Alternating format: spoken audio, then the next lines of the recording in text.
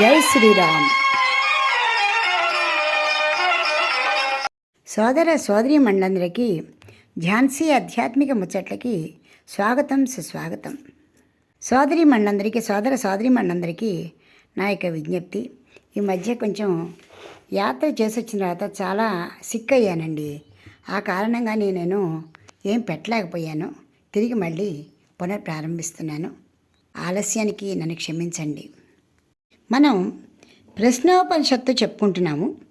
ఈ ప్రశ్నోపనిషత్తులో భార్గవుడు పిప్పలాద మహర్షిని ఒక చక్కని ప్రశ్న అడిగారండి. మనందరికీ కూడా ఇదే సందేహం వస్తూ ఉంటుంది సహజంగా. ఒక మనిషిలో లేదా ఒక మనిషిని ఎందరి దేవతలు ఆవహించి ఉంటారు, లేదా ఎందరి దేవతలు ఒక ప్రాణిని నడిపిస్తూ ఉంటారు, లేదా ఒక్క దేవతే మొత్తం ఈ ప్రాణిని నడిపిస్తూ ఉందా? ఒకవేళ చాలామంది దేవతలు ఉంటే ఎవరెవరు ఏ పని చేస్తున్నారు? ఉన్న దేవతలందరిలో కూడా ఎవరి శ్రేష్ఠులు?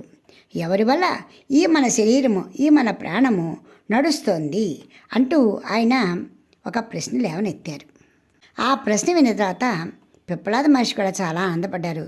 చాలా మంచి ప్రశ్న వేశావయ్యా, అందరికీ ఇది ప్రశ్నేను, దాని గురించి నీకు ఒక చక్కటి కథ చెబుతాను అంటూ ఆయన ఒక కథ చెప్పారు. క్రింది సంచికలో ఆ కథ గురించి తెలుసుకున్నాం. ఆ కథంతా విన్న తర్వాత భార్గవుడు, గురుదేవ, ప్రాణం యొక్క మహత్యం చెప్పండి అని అడిగారు. ఇప్పుడు మనం ఈ సంచికలో ప్రాణం యొక్క మహత్యాన్ని తెలుసుకుందాం. నిజానికి ఈ ప్రాణము తేనెటీగ లాంటిది. తేనె తుట్టే తయారవడానికి కారణం రాణి ఈగ. ఎప్పుడైతే రాణి ఈగ బయటికి వెళ్ళిపోతే తక్షణమే మిగిలిన ఈగలన్నీ కూడా తెలియకుండానే రాలిపోవటం, ఎగిరిపోవడం జరుగుతుంది. ఇక్కడ కూడా అంతే. ఈ రాణి ఈగ స్థానంలో మన ప్రాణం ఉంది. ఎప్పుడైతే ఈ ప్రాణం వెళ్ళిపోతుందో తెలియకుండానే ఈ మిగిలిన ప్రాణాలు, పంచప్రాణాలు మనం చెప్పుకున్న మిగిలిన ప్రాణాలు, అయితే మిగిలిన దేవతలు అన్నీ కూడా ఒకదాని తర్వాత ఒకటి మనం విడిచి అదే తక్షణమే వెళ్ళిపోతాయి. అంత గొప్ప మహత్యమైనటువంటి ప్రాణం గురించి ఇప్పుడు పిప్పలాద మహర్షి చెబుతున్నారు, మనం విందాం. ప్రాణం యొక్క మహత్యాన్ని చెబుతాను, విను. ఈ ప్రాణమే అగ్నిగా దహిస్తాడు. ఈ ప్రాణమే సూర్యుడై వెలుగుతాడు. మేఘమై వర్షిస్తాడు. ఇంద్రుడై ఇంద్రియాలన్నింటినీ కూడా అదుపులో పెడతాడు. వాయువై గాలి ఇస్తాడు. భూమై మనందరికీ కూడా స్థానమైంది. జడ పదార్థాలు వంటి యావత్తుగా విరాజిల్లేది కూడా ఈ ప్రాణమే.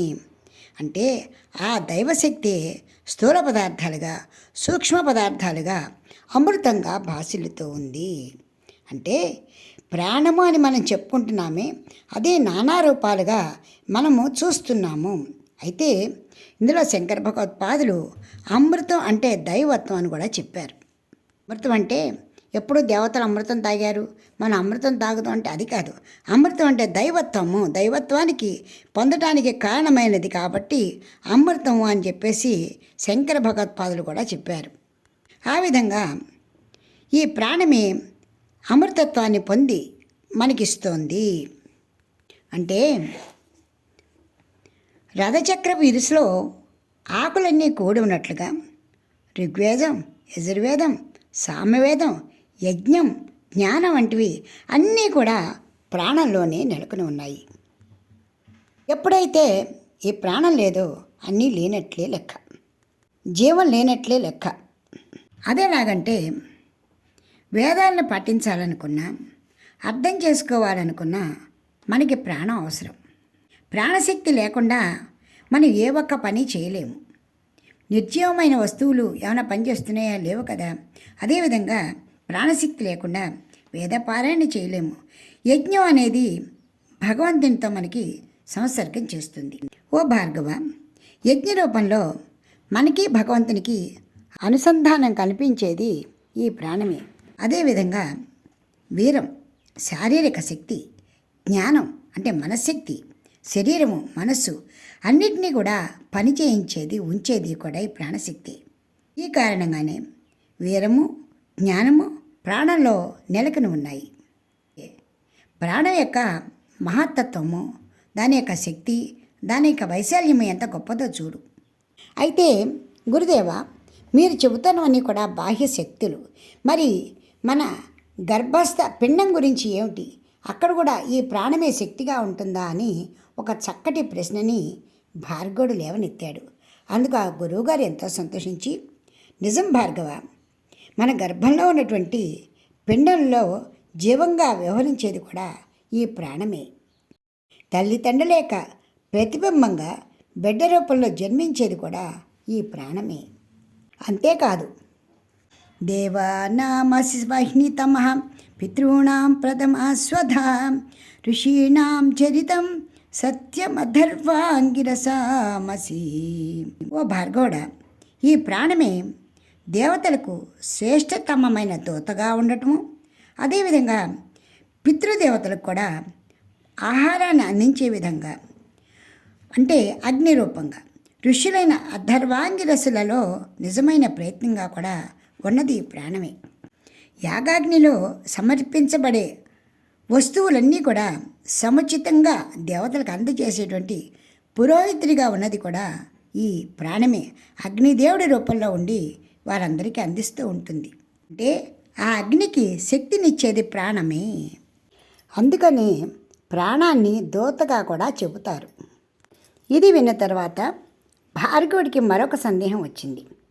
ఇది ప్రాణం అన్నారు కదా, ఈ ప్రాణము అంటే పితృదేవతలకు కూడా సహాయం చేస్తుంది అన్నారు.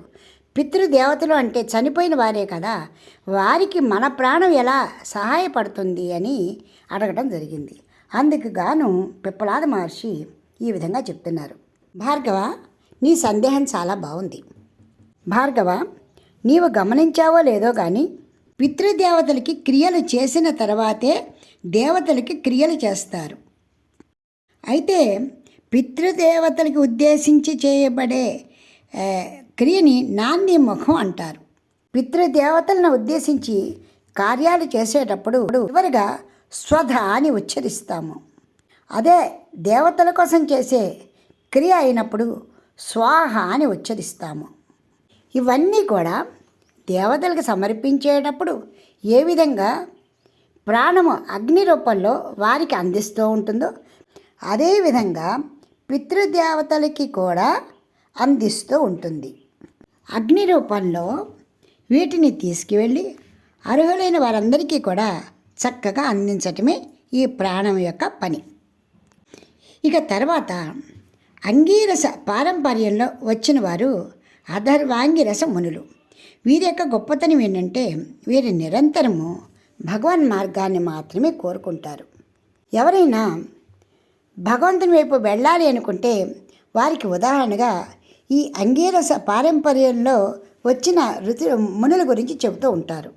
వారిలో ఆ భక్తి శక్తి ప్రాణమే. ఇక ప్రాణము ఇంద్రుడు ఎలా అయ్యాడు అంటే ఆ విషయాన్ని కూడా చెప్తున్నాను విను. తేజస్సుచే రుద్రుడై సర్వత్రా వ్యాపించి ఉంది ఈ ప్రాణమే. ఆకాశంలో సంచరించే సూర్యునిగా తిరుగుతూ ఉంటాడు. సమస్త ప్రకాశానికి ఆ ప్రాణమే జీవము. ఈ శ్లోకంలో ఇంద్రస్తం ప్రాణ తేజస రుద్రోసి పరిరక్షిత అని చెప్తున్నాం కదా. అంటే ప్రపంచంలో సంభవించే 3 కృత్యాల గురించి ఇక్కడ చెప్పాడు. సృష్టి, స్థితి, లయ. ఈ 3 పనులు కూడా ఇంద్రుని రూపంలో చేస్తున్నది ఈ ప్రాణమే. సృష్టి కార్యం నిర్వహించేటప్పుడు బ్రహ్మగా, రక్షించేటప్పుడు విష్ణువుగా, సమస్తాన్ని లయం చేసేటప్పుడు రుద్రుడిగా ఈ ప్రాణమే ఉన్నది. ఓ భార్గవ, సమస్త కార్యాలు నిర్వహించడానికి ప్రాణశక్తి అవసరమని నీకు అర్థమవుతున్నది కదా. లోకం సాగాలంటే సూర్యశక్తి అవసరము, వాటికి ఆహారం కావాలంటే వర్షశక్తి అవసరము, అంటే ఆ తర్వాత వాయువు. అంతేకాదు మాట్లాడడంలో, వినడంలో, చూడడంలో ఏ అంశాన్ని చూడు అందులో ప్రాణశక్తి ఉంది. సమస్తాన్ని ఆవరించి ఉన్నది, సమస్తము నిండి ఉన్నది ఆ ప్రాణశక్తే. అందుకే ఆ ప్రాణమే భగవత్ స్వరూపము. ప్రాణస్యేచం వశే సర్వం త్రిదివే యత్ ప్రతిష్ఠితం మాతేవ పుత్రాన్ రక్షస్వ శ్రీజ్ఞ ప్రజ్ఞాం చ విదేహిన ఇతి. 3 లోకాల్లో ఏవేవి ఉన్నాయో అన్నీ కూడా ప్రాణం వశంలోనే ఉన్నాయి. ఈ ప్రాణమే సమస్తాన్ని కాపాడుతూ ఉంటుంది. ఈ ప్రాణము భగవత్ స్వరూపము. 4వ, ప్రాణం యొక్క మహాత్మ్యము ఇంత అంత అని చెప్పటానికి వీలు లేదు. దానికి కారణం సాక్షాత్ భగవత్ స్వరూపమే ప్రాణము కాబట్టి. ఇంకొక మాట, తల్లి గర్భం నుంచి బిడ్డ జన్మించిన తర్వాత ఆ బిడ్డకి అనేక సంస్కారాలు చేస్తాము. ఇవన్నీ కూడా బాహ్య ధర్మాలు. జీవిలో ఉన్నటువంటి ప్రాణానికి మాత్రం ఎటువంటి సంస్కారాలు కూడా మనం చేయలేము. దానికి కారణము ముందుగా ఉద్భవించేది ప్రాణమే, భగవంతుడే. కాబట్టి దానికంటే శుద్ధమైనది, స్వచ్ఛమైనది ఏది ఉండదు.